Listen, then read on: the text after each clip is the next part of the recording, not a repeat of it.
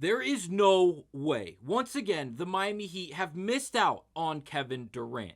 But what if I told you this could be because they're going after an even bigger fish? I'll break down what the Miami Heat didn't want to give up in this trade and what that could mean going forward, not only for this offseason, but for the years to come. We'll break down all of that on this episode of Heat Digest. But first, please do remember to scroll down and click the subscribe button if you're a part of the near 80% watching this video not currently subscribed to the channel. We do appreciate it. Help us hit our new goal of 3,000 subscribers. Thank you guys. And now let's get to it and break down how did Miami miss on Durant.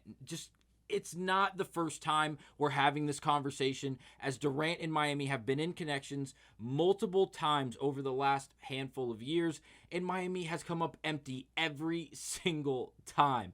And now we move on to the next part of the offseason. Now it is Tuesday, and the draft is tomorrow night on Wednesday. It'll be impactful. It'll be very meaningful for the rest of the season because it seems like there's going to be a handful of trades made. At least there are going to be a lot available to be made, and it seems like based off the rumors and the speculation, a lot of teams may be shopping these draft picks for other forms of compensation, which is always exciting. But Miami, with the 20th overall pick, decided to hold on to it and not give it up in exchange in what would be a massive trade going back to the Phoenix Suns for Kevin Durant. The Houston Rockets went out and actually got it done. They gave up Jalen Green as well as Dillon Brooks, the 10th overall pick, and 5 second-round picks in the upcoming years. Now, I will say we're going to break down this article from Barry Jackson on Twitter.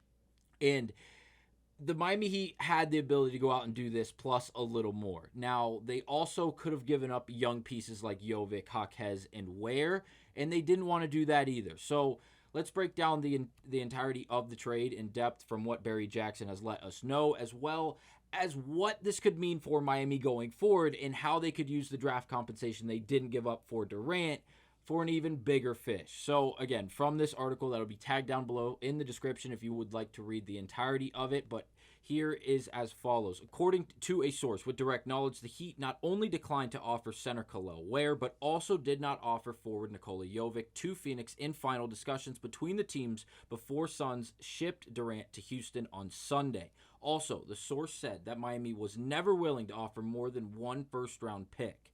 Now, Barry Jackson would go on to continue to say the Heat's final offer included Andrew Wiggins, Terry Rozier, 2 bench players in the 20th pick in the Wednesday's draft.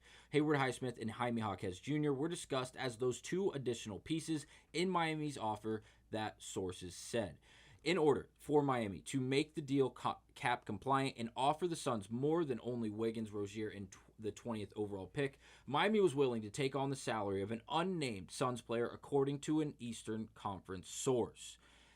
So, what is going on? They declined to offer Jovic as well as Kel'el Ware. So those 2 guys be considered untouchable in this trade conversation. And then it came down to Hayward Highsmith and Jaime Jaquez Jr.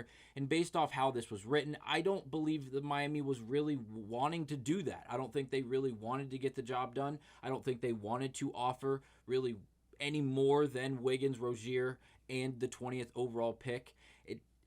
The fact that the Phoenix Suns were able to get 5 second-rounders for Kevin Durant in this trade from the Houston Rockets, as well as a very good young piece in Jalen Green and Dillon Brooks, someone who everyone absolutely hates to compete against because he is such a nuisance and an annoyance on the basketball court. For all the right reasons, he's very picky. He's very stingy on the basketball court, very on the defensive end particularly.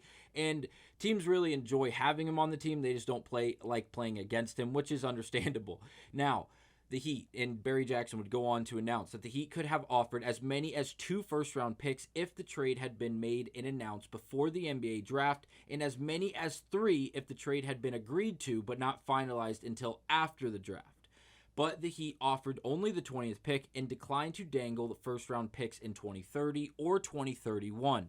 Miami's first-round picks in 26, 27, 28, and 2029 are off limits due to terms of the 2024 Rozier trade that will send a lottery-projected first-round pick to Charlotte in 2027, or otherwise an unprotected first-round pick in 2028. Miami is permitted to trade the 20th pick in Wednesday's draft, and that's an option the team might consider. The Heat's first-round pick in 2032 becomes eligible to be traded after Thursday. The Heat has the Heat has 2 second-round picks in the next 7 drafts, but no second-round picks in this week's draft, which will take place tomorrow, Wednesday night.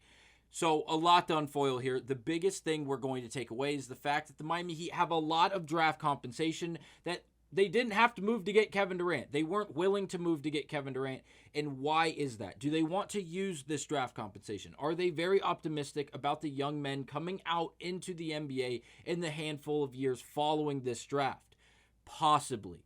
Or could they be using it to save it all up and move it for a name like Giannis Antetokounmpo? Yes, this conversation has been had before, and it seemed to die off after the conversations in Milwaukee seemed to stagnate, we'll say, as Giannis initially was meeting with staff in Milwaukee looking to see what the plans were for the future, and with Damian Lillard hurt, going to miss at least the majority of this up-and-coming season, and the way Chris Middleton is now departed, I think Giannis would like to get out of Milwaukee. And if Miami decided to use all of the draft compensation that we just discussed, and yes, they can't move first-round picks in 26, 27, 28, or 29 because of the Terry Rozier trade.